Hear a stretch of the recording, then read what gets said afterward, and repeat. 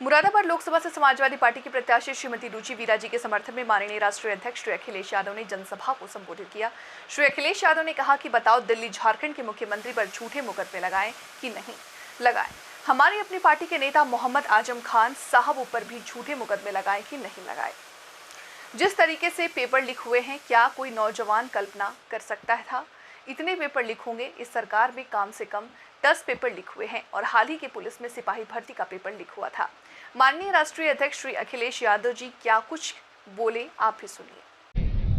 पदाधिकारी और नेता इस मंच पर जो मौजूद हैं, वहीं मैं देख रहा हूं दूसरे मंच पर भी बड़ी संख्या में समाजवादी पार्टी के नेता हमें दिखाई दे रहे हैं।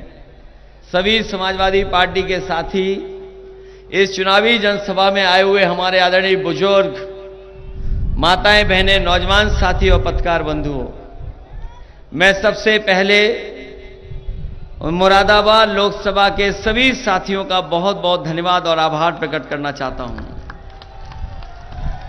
अभी कुछ दिन पहले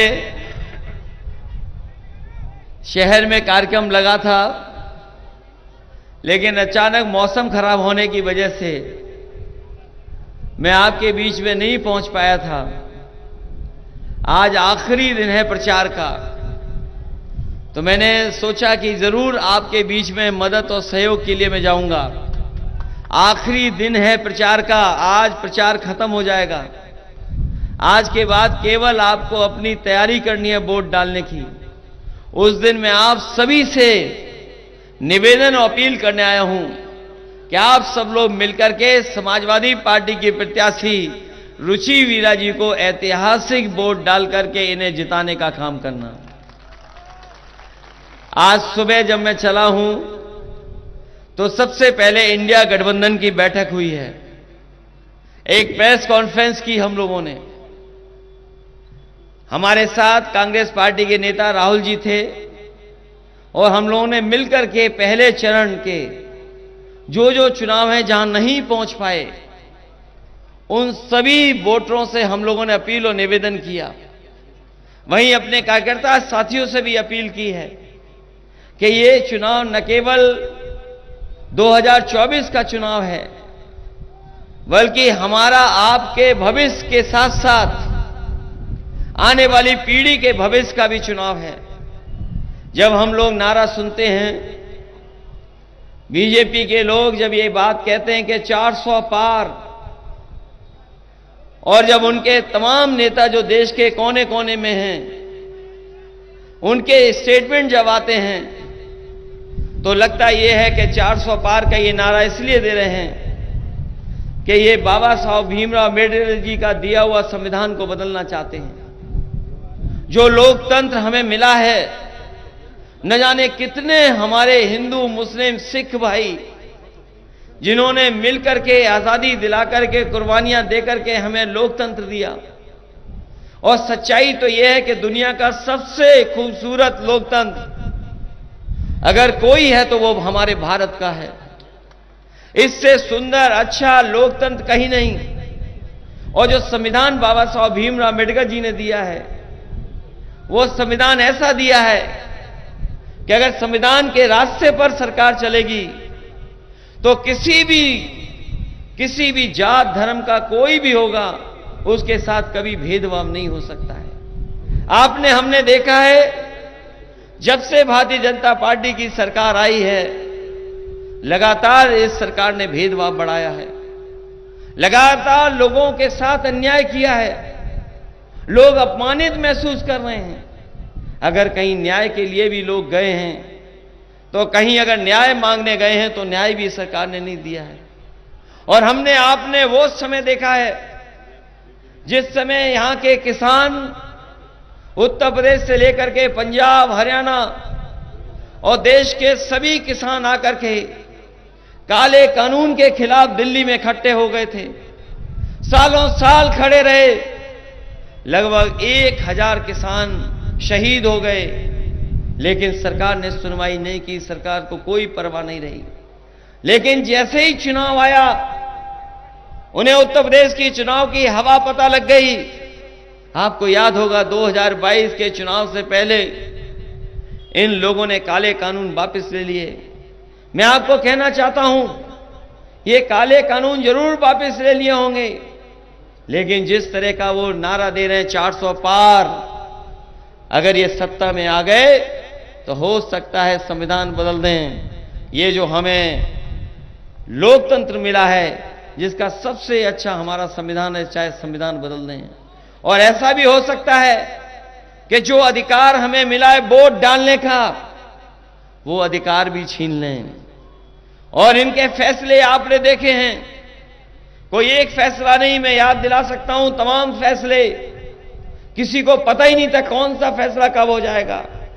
याद कीजिए वो नोटबंदी का समय, किसी को नहीं पता था कि अगली सुबह रुपए बंद हो जाएंगे, हमें आपको लाइन में खड़े होकर के अपने रुपए बदलवाने पड़ेंगे, नोट बदलवाने पड़ेंगे। अचानक रात में फैसला ले लिया और नोट बंद कर दिए। केवल एक फैसला नहीं, न जाने कितने फैसले सरकार ने लिए हैं, जो दिखाता है कि कहीं न कहीं ये संस्थाओं में हस्तक्षेप कर रहे हैं। हाल ही में हमने इलेक्टोरल बॉन्ड का मसला देखा है। इलेक्टोरल बॉन्ड ने भारतीय जनता पार्टी का बैंड बजा दिया है। कोई कल्पना नहीं कर सकता था कि राजनीति में पॉलिटिकल पार्टी इतना चंदा वसूल कर सकते हैं। हम और आप जानते हैं, चुनाव होते हैं, कार्यक्रम होते हैं, तो अपनी इच्छा से लोग चंदा देते हैं, अपनी हैसियत के हिसाब से मदद करते हैं। लेकिन भारतीय जनता पार्टी का आपने देखा, इलेक्टोरल बॉन्ड से बताओ कितना चंदा वसूला इन्होंने। आपको सूची पता लगी होगी, 1000 करोड़, किसी से 400 करोड़, किसी से 300 करोड़, किसी से 200 करोड़। और जिस कंपनी से हमें और आपको वैक्सीन लगवा रहे थे, बताओ उस कंपनी से भी इन्होंने चंदा वसूल लिया कि नहीं वसूल लिया। वैसे वैक्सीन हमने नहीं लगवाई है, जिन्होंने वैक्सीन लगवाई होगी उनका भी चंदा बीजेपी के पास पहुंच गया। बताओ वैक्सीन वालों से चंदा ले लिया कि नहीं ले लिया। और आज जब हम पीछे मुड़ करके देखते हैं, ये सड़कों पे जो एम्बुलेंस आपकी मदद करने पहुंचती है, ये काम समाजवादियों का है, भारतीय जनता पार्टी का नहीं है। ये पुलिस का इंतजाम समाजवादियों ने किया था कि हमारे लोग अगर तकलीफ और परेशानी में हैं और अगर उन्हें जरूरत पड़ जाए, पुलिस की मदद की जरूरत पड़ जाए, तो फोन मिलाकर के पुलिस उनकी मदद करने के लिए पहुंच जाए। इंतजाम समाजवादियों ने किया था। 100 नंबर इसका नाम रखा था। लेकिन जब से भारतीय जनता पार्टी आई, इन्होंने 100 नंबर 112 कर दी। बताओ इन्होंने, पुलिस के लोगों ने अपनी वसूली बढ़ा ली कि नहीं बढ़ा ली? बढ़ा ली कि नहीं बढ़ा ली? ये चंदे का भ्रष्टाचार नहीं है, आम जनजीवन में भी भ्रष्टाचार बढ़ाया है सरकार ने।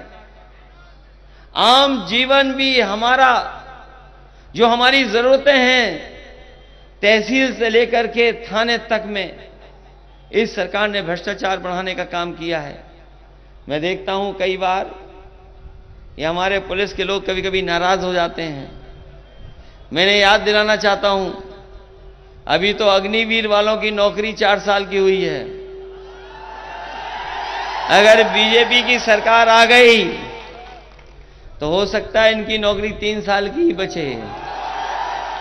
इसलिए जहां हमारे नौजवान सावधान रहे नहीं, वहीं ये लोग भी सोचें कि कहीं ऐसी सरकार ना जाए जो वर्दी पहनते थे हरी वाली, उनकी 4 साल की नौकरी कर दी, खाकी वालों की तो और कम हो जाएगी। और जो नौकरी के सवाल पर जिस तरीके से पेपर लीक हुए हैं, क्या कभी नौजवान कल्पना कर सकता था कि पेपर लीक हो जाएंगे? और इस सरकार में कोई एक पेपर लीक नहीं हुआ।